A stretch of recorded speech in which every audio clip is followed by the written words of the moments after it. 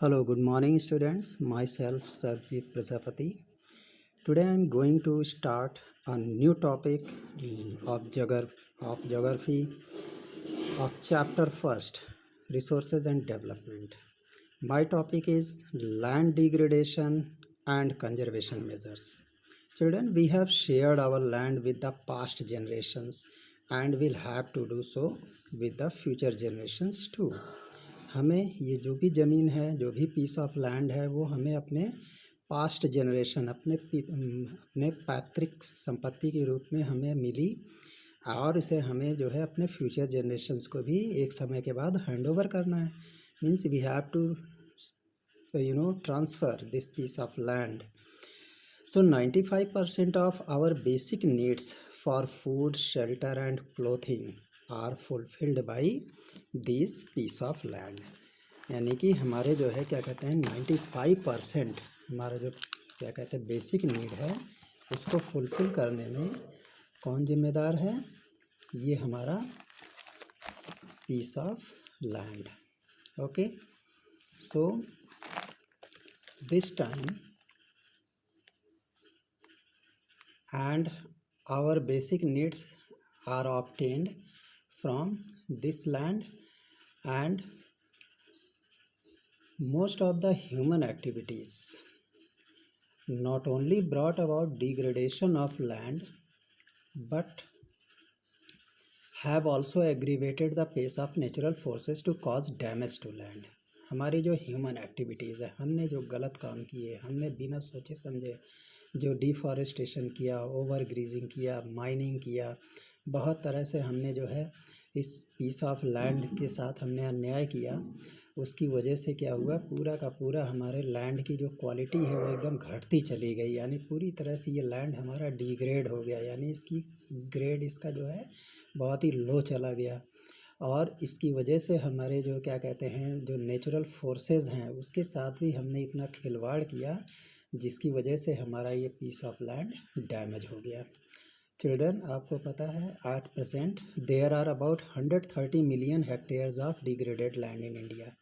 हमारे देश में लैंड की क्वालिटी जो है डिग्रेड होने वाली लैंड की जो क्वालिटी है, जो पीस ऑफ लैंड हमारा अनफर्टाइल जहाँ पे आज हम कुछ उगा नहीं सकते हैं, वो 130 मिलियन हेक्टेयर, 130 मिलियन हेक्टेयर, यानी 130 के आगे 6 जीरो लगा दो. So approximately 28% of it belongs to the category of forest degraded area. आप इस पाई चार्ट में भी देख सकते हैं India wastelands in 2000. Here you can watch that water eroded area is represented by this navy blue portion. That is 56%. This percent of area it was water eroded area. Sorry, it is you can say this 56% of its eroded area जो है ये हमारा water की वजह से नष्ट हो गया है. उसके बाद हमारा जो ये मैजेंटा कलर, बैगनी कलर है, ये 28% दिया है और ये 28% belongs to the category of forest degraded area. ये इससे फॉरेस्ट की वजह से ये लैंड हमारा डिग्रेड हो गया है जो हमने डिफॉरेस्टेशन किया. उसके बाद ये जो 6% है ये हमारा सैलाइन एंड अल्कलाइन लैंड है. जब वाटर की सैलिनिटी और अल्कलिनिटी बढ़ गई उसकी वजह से लैंड अब यहाँ पे हम कल्टीवेशन नहीं कर सकते हैं, इसमें कुछ उगता ही नहीं है. उसी तरीके से जो हमारा 10% बचा ये विंड इरोडेड एरिया है. ये हवा की वजह से जो है ये लैंड हमारा डिग्रेड हो गया, यानी जो फर्टाइल सॉइल पार्टिकल्स थे वो हवा की वजह से उड़ गए. In this manner we can say that we are responsible for this land degradation. Some human activities such as deforestation, overgrazing, mining and quarrying too have contributed significantly in land degradation. यानी कि बहुत सारी human activities, हम लोगों के बहुत सारे काम ऐसे रहे हैं जिसकी वजह से हमारा जैसे हमने डिफॉरेस्टेशन किया, ज़रूरत से ज़्यादा ग्रेजिंग करवाई कैटल से क्योंकि हमारे पास पास्चर लैंड कम हो गए थे. माइनिंग हमने किया, बहुत सारे मिनरल्स हमने जो है वहाँ से डिग आउट किए. एंड क्वायरिंग मीन्स जो टॉप लेयर है सरफेस की उसको हमने हटाया ताकि वहाँ से हम जो है इसे रॉ मटेरियल के रूप में यूज़ करके हम वहाँ से मिनरल्स एक्सट्रैक्ट कर सकें. तो इन सारी चीज़ों की वजह से हमारा लैंड बुरी तरह से डिग्रेड हो गया. अब अगर हम बात करते हैं mining states are abandoned after excavation work is complete, leaving deep scars and traces of overburdening.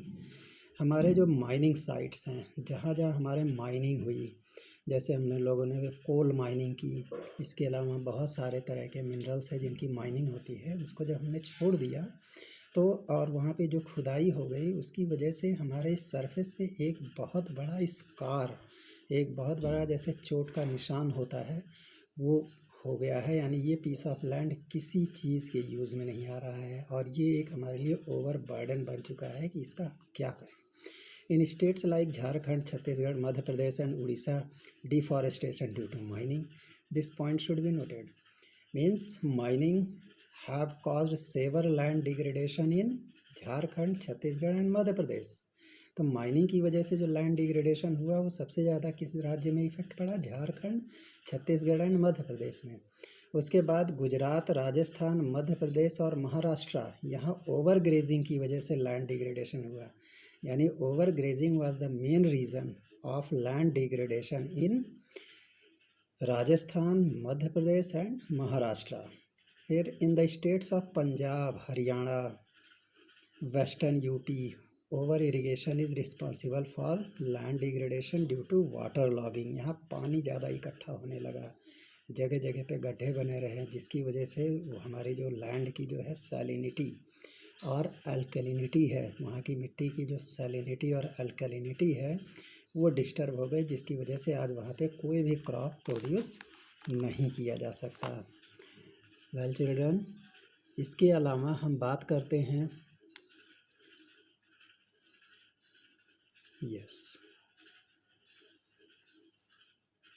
अगर हम बात करते हैं the mineral process like grinding of limestone. हमने बहुत सारे मिनरल प्रोसेसिंग की, यानी कि हम लोग लाइमस्टोन यानी जो चूने का पत्थर है उसकी ग्राइंडिंग का काम किया ताकि हमारा सीमेंट बन सके। सीमेंट इंडस्ट्री में जो है लाइमस्टोन को ग्राइंड करके पाउडर के रूप में यूज़ किया जाता है। उसी तरह कैल्साइट एंड सॉप स्टोन, एक और मिनरल है कैल्साइट और एक सॉप स्टोन, इसको भी हमने जो है सिरेमिक इंडस्ट्री, जहाँ पे जो है इंसुलेटर बनते हैं जो खंभों में लगते हैं जिसके ऊपर से तार गुजरता है, तो ये सब बहुत लार्ज क्वांटिटी में इतना डस्ट प्रोड्यूस करते हैं, इतना धूल प्रोड्यूस करते हैं एटमॉस्फेयर में, और ये जब धीरे धीरे it retards the process of infiltration of water into the soil after it settles down on the land. जब यही डस्ट पार्टिकल हमारे ज़मीन पर आकर के सेटल होते हैं, धीरे धीरे डिपॉजिट होने लगते हैं, तो लैंड में जो होता है वाटर इनफिल्ट्रेशन, जो पानी हमारा परकोलेट होकर के वाटर टेबल तक जाता है, उसके पोर्स को बंद कर देते हैं, जिसकी वजह से अब हमारा परकोलेशन का काम, पानी जो रिस रिस करके ज़मीन के अंदर जाता है वो बंद हो जाता है, जिसकी वजह से यहाँ पे ये पूरा का पूरा जो है हमारा पीस ऑफ लैंड क्या होता है, अनफर्टाइल हो जाता है। In recent years industrial effluents, पिछले सालों में हमने इंडस्ट्री से जो लिक्विड वेस्ट, उसको हमने जो है जो कि वेस्ट के रूप में था, have become a major source of land and water pollution in many parts of the country. जो लिक्विड वेस्ट है ये जो है एक बहुत बड़ा कारण बना हमारे लैंड एंड वाटर पॉल्यूशन का। इससे हमारा लैंड की फर्टिलिटी और वाटर की क्वालिटी ख़त्म हो गई, जिसकी वजह से हमारे मैरीन एनिमल्स, जितने भी पानी में रहने वाले क्या कहते हैं एनिमल्स हैं, वो सब के सब जो है वो वहाँ पे उनको सफोकेशन फील होने लगा, जिससे उनकी स्पीसीज़ ख़त्म होती जा रही हैं। There are many ways to solve the problems of land degradation.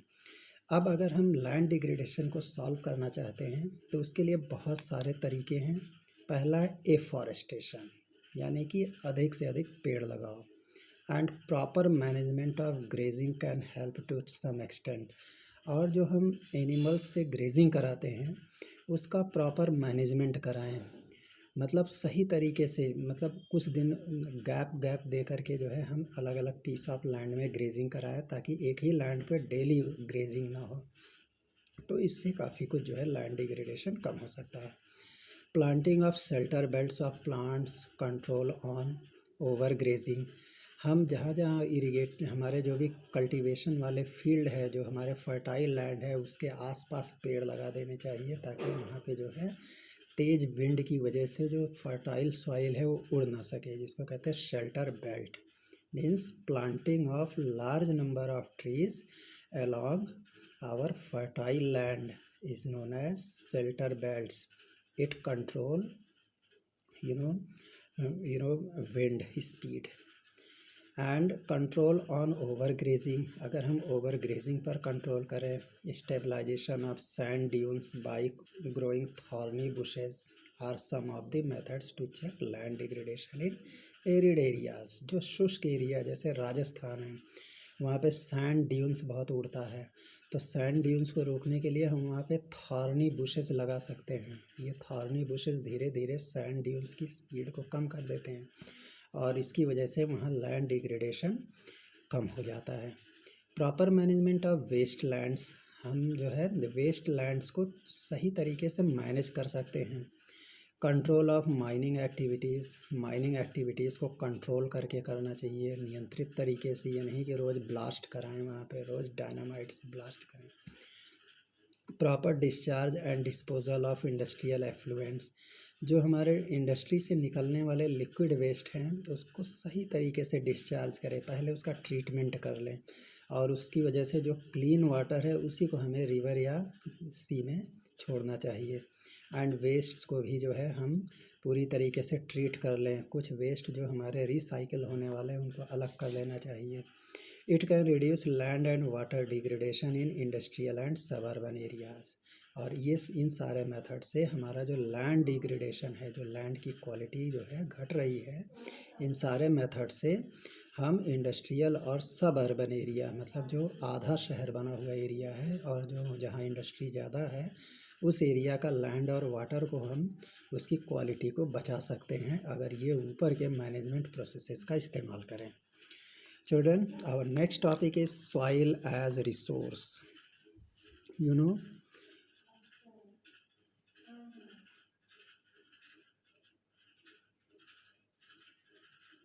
soil as resource. Children, soil is the most important renewable natural resource. आपको पता है कि soil सबसे ज़्यादा important resource है, क्योंकि इसी soil की वजह से आज जो है हमारे पास जो है फूड ग्रेन्स प्रोड्यूस होते हैं। ये सबसे इम्पॉर्टेंट है क्योंकि ये रिन्यूएबल है।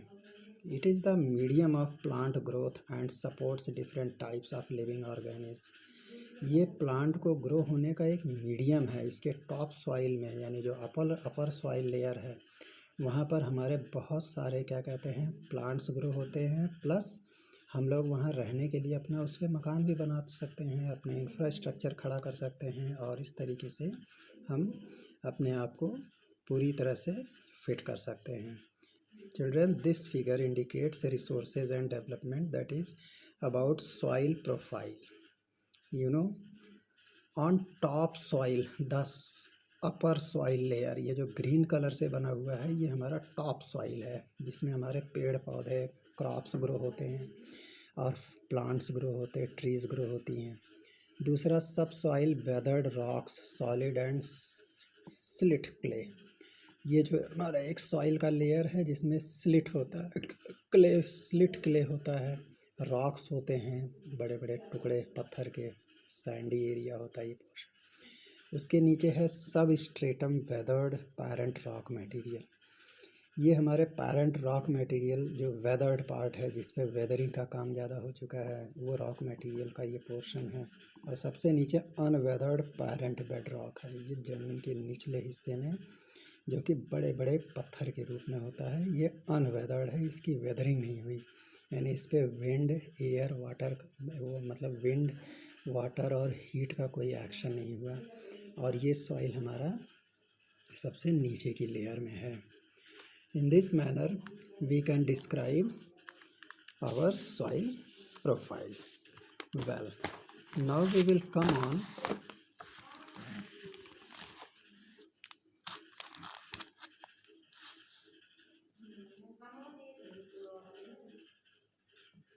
yes. Now we will come on how soil is formed on the earth. The soil is a living system. Soil हमारा क्या है, लिविंग सिस्टम क्यों है, क्योंकि इसमें हमारे प्लांट ग्रो होते हैं, प्लांट में भी लाइफ होता है, इसलिए हम सॉइल को एक लिविंग सिस्टम कह सकते हैं, क्योंकि इसमें हमारे लिविंग ऑर्गेनिज्म सर्वाइव करते हैं. It takes millions of years to form soil up to a few centimetre in depth. ज़मीन में कुछ सेंटीमीटर गहराई तक ये हमारे कई मिलियन ऑफ ईयर्स के बाद ये सॉइल फॉर्म हुए हैं. Relief, parent rock or bedrock, climate, vegetation and other forms of life and time are important factors in the formation of soil. Means हमारे जो रिलीफ स्ट्रक्चर, मतलब वहाँ का हमारा जो सिस्टम है, मतलब जो हमारा जोग्राफिकल जो स्ट्रक्चर बने हुए हैं वही रिलीफ है. रिलीफ में हमारे वैलीज़, माउंटेन, उसके अलावा बहुत तरह के जो है हमारे लैंड की स्ट्रक्चर्स हैं, प्लेटूज रीजन. फिर पेरेंट रॉक, जो हमारे ज़मीन के अंदर के जो रॉक्स हैं, बेड रॉक हैं. क्लाइमेट है.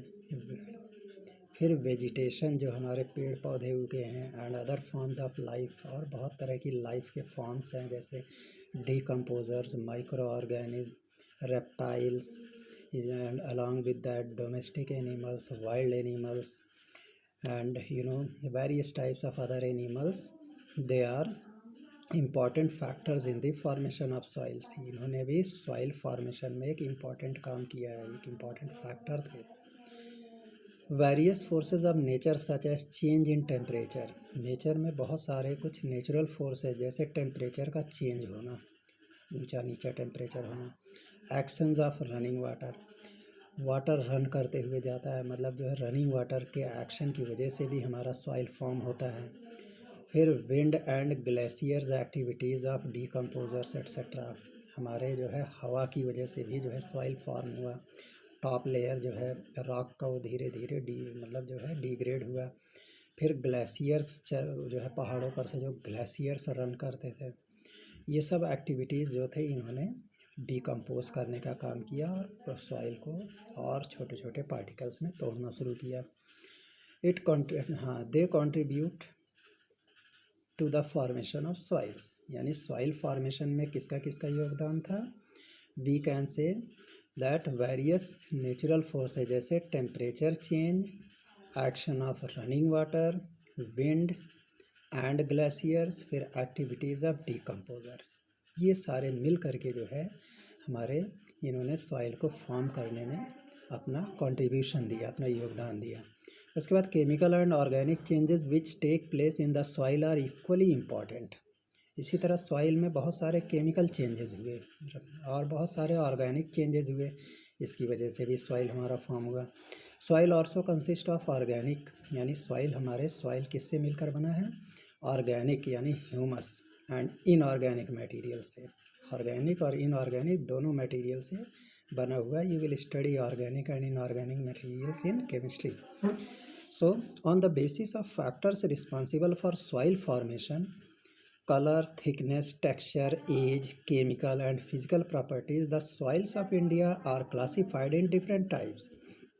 अगर हम कौन कौन से फैक्टर्स रिस्पॉन्सिबल है उस बेसिस पर अगर हम सॉइल फॉर्मेशन को स्टडी करें, उसका कलर को देख करके, थिकनेस उसकी कैसी है, उसका टेक्सचर कैसा है, मतलब वो मोटे दाने वाला है कि पतले दाने वाला है, कितने साल का हो गया वो रॉक, वो सॉइल, फिर केमिकल और फिज़िकल प्रॉपर्टीज़ को स्टडी करने के बाद हम अपनी कंट्री में सॉइल को क्लासिफाई कर सकते हैं अलग अलग टाइप्स में.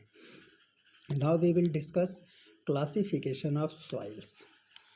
Children, India has varied relief features. हमारे इंडिया में जो है स्ट्रक्चर, जो हमारा लैंड है उसका अलग अलग फीचर है, मतलब अलग अलग तरीके से दिखता है. कहीं पहाड़ है, कहीं पे पहाड़ियाँ हैं, कहीं पे वैलीज़ बनी हैं, कहीं पे जो है खाई जैसे बना हुआ है, कहीं पे वैरन लैंड है. फिर land forms, climatic realms and vegetation types. Land के अलग अलग फॉर्म्स हैं, जैसे हमारा माउंटेन, प्लेटो. फिर क्लाइमेटिक रियाल्म्स, बहुत सारे क्लाइमेटिक रियाल्म्स हैं, मतलब बहुत सारे ऐसे क्लाइमेट की वजह से जो है हमारे बहुत तरह के स्ट्रक्चर बन गए हैं. और वेजिटेशन, अलग अलग टाइप की इसमें वेजिटेशन है. So these have contributed in the development of various types of soil. इन सब का योगदान जो है अलग अलग तरह के सॉइल के फॉर्मेशन में था। उनमें सबसे बेस्ट सॉइल है जिसको हम स्टडी करने जा रहे हैं, that is alluvial soil. Alluvial soil means this is the most widely spread and important soil. सबसे ज़्यादा इंडिया में ये सॉइल है, सबसे ज़्यादा फैला हुआ है वास्तव में। In fact the entire northern places are made of alluvial soil. हमारा नॉर्थ इंडिया पूरी तरह से एलुवियल सॉइल से मिलकर बना है। These have been deposited by 3 important Himalayan river systems. और ये हमारा एलुवियल सॉइल कहाँ से डिपॉजिट हुआ? 3 मेन जो है हिमालयन रिवर्स की वजह से। उनमें एक है the Indus, the Ganga and the Brahmaputra. उनमें एक इंडस रिवर, गंगा रिवर और ब्रह्मपुत्र की वजह से हमारे एलुवियल सॉइल डिपॉजिट हुए नॉर्थ इंडिया में। So this soils also extend in Rajasthan and Gujarat through a narrow corridor. ये एलुवियल सॉइल कुछ पोर्शन हमारे राजस्थान और गुजरात में भी फैले हुए हैं। वहाँ एक नैरो कॉरिडोर बना हुआ है, एक ऐसा कॉरिडोर है जहाँ पे कुछ ये हमारे हिमालयन रिवर्स पहुँचती हैं। So alluvial soil is also found in the eastern coastal plains. हम अगर ईस्टर्न कोस्टल प्लेन की तरफ जाते हैं, जिधर हमारा वेस्ट बंगाल है, उड़ीसा है, आंध्र प्रदेश है, इसके कोस्टल एरिया में जाते हैं तो वहाँ भी हमें जो है एलुवियल सॉइल्स मिलते हैं। ख़ास तौर से महानदी, गोदावरी, कृष्णा और कावेरी नदियाँ यहाँ फ्लो होती हैं। उनकी वजह से जो डेल्टा फॉर्म होता है वो सब के सब एलुवियल सॉइल्स यहाँ पे डिपॉजिट करते हैं। Children, the alluvial soil consist of various proportions of sand. Alluvial soil में सैंड का अलग अलग प्रोपोर्शन होता है, अलग अलग परसेंटेज में सैंड होता है, सिल्ट होता है और क्ले होता है। यानी कुल मिला के एलुवियल सॉइल सैंड, सिल्ट और क्ले से मिलकर बना है। जैसे जैसे we move inland towards the river valleys, जैसे जैसे हम रिवर वैलीज की तरफ बढ़ते हैं, soil particles appear somewhat bigger in size. Soil particles के साइज कुछ बिगर अपीयर होने लगते हैं। And in the upper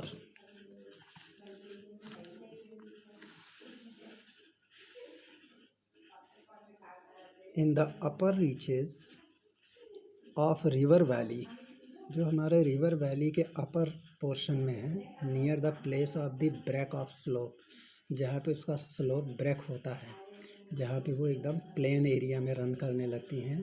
the soils are course, वहाँ का जो सॉइल है थोड़ा सा कोर्स होता है, थोड़ा सा मतलब वो सॉइल थोड़ा सा जो है मोटे सैंड पार्टिकल्स होते हैं। Such soils are more common in predominant in piedmont plants such as Duars, chos and Terai. तो ये जो हमारा सॉइल है ज़्यादातर कहाँ पे पाई जाती है? पिडमॉन्ट प्लेन्स है, जैसे डुआर्स, चॉस और तराई रीजन है बिहार के पास। उन सब एरिया में हमारे इस तरह के कोर्स सॉइल होते हैं। Apart from the size of their grains और components, soils are also described on the basis of their age. अगर हम जो है उसके साइज़ के अलावा हम और ग्रेन्स के साइज़ के अलावा भी जो है हमारे सॉइल्स जो हैं उसके कंपोनेंट्स के अलावा सॉइल्स हमारे और भी तरीके से डिस्क्राइब किए जा सकते हैं उनके एज के हिसाब से। सॉइल के एज के हिसाब से हम सॉइल को डिस्क्राइब कर सकते हैं, जैसे अकॉर्डिंग टू देयर एज, कितने साल पहले ये सॉइल बना। Alluvial soils can be classified as old alluvial, मतलब एक प्राचीन एलुवियल सॉइल जिसको बांगड़ कहा जाता है, यानी ओल्ड एलुवियल सॉइल को ही हम बांगड़ कहते हैं। एंड न्यू एलुवियल सॉइल जो जल्दी ही फॉर्म हुआ है उसको हम न्यू एलुवियल सॉइल कहते हैं, इसको खद्दर कहते हैं। The bangar soil has higher concentration of kankar nodules. जो बांगर सॉइल है उसमें कंकड़ की संख्या ज़्यादा होती है, कंकड़ के जो कण होते हैं वो खद्दर की अपेक्षा ज़्यादा होते हैं। यानी बांगर सॉइल में ज़्यादा कंकड़ होते हैं, जबकि खद्दर सॉइल जो है बहुत ही महीन कण के होते हैं। It has more fine particles and is more fertile than bangar, यानी खद्दर सॉइल सबसे ज़्यादा उपजाऊ होता है क्योंकि इसके पार्टिकल्स बहुत फाइन होते हैं। Alluvial soils as a whole are very fertile, कुल मिलाकर के पूरा एलुवियल सॉइल हमारा फर्टाइल होता है। Mostly this soils contain adequate proportion of potash, phosphoric acid and lime, यानी हमारे एलुवियल सॉइल में क्या क्या होता है? केमिकल कंपोनेंट्स, पोटास होता है, फॉस्फेरिक एसिड, इसको आप अंडरलाइन कर सकते हैं, potash, phosphoric acid and lime. इन तीन चीज़ों से, तीन केमिकल से मिल करके हमारा जो है एलुवियल सॉइल बनता है, जो कि हमारा आइडियल सॉइल होता है। किसके लिए? शुगर केन, यानी कि शुगर केन के लिए potash, phosphoric acid and lime बहुत नेसेसरी होता है। पैडी, यानी जो धान बैठाते हैं, पैडी जिससे राइस निकलता है, उसके क्रॉप के लिए भी हमारा ये सॉइल बहुत इंपॉर्टेंट है। व्हीट के लिए इम्पॉर्टेंट है and other serial and pulse crops जो हमारे दाल वगैरह होते हैं उसके लिए भी इम्पॉर्टेंट है। Due to its high fertilities, regions of alluvial soils are intensively cultivated and densely populated. और इसकी हाई फर्टिलिटी की वजह से इस एरिया में बहुत ज़्यादा लोग रहने लगे, यानी यहाँ की पॉपुलेशन डेंसिटी बहुत ज़्यादा बढ़ गई, यानी यहाँ की आबादी बहुत घनी हो गई है। Soils in the drier areas are also alkaline, जो शुष्क क्षेत्र है वहाँ की सॉइल तो ज़्यादा ही अल्केलाइन है and can be productive after proper treatment and irrigation. और जब उस सॉइल का हम अच्छी तरीके से ट्रीटमेंट करते हैं, उसकी टेस्टिंग करके उसके अंदर किस किस केमिकल की कमी उसमें डालते हैं और बढ़िया सा इरिगेशन करते हैं, सिंचाई करते हैं, तब वो सॉइल हमारे लिए फिट होता है। Now we will discuss black soil. It is also important soil. Means, children, these black soils are quite important. Means we can say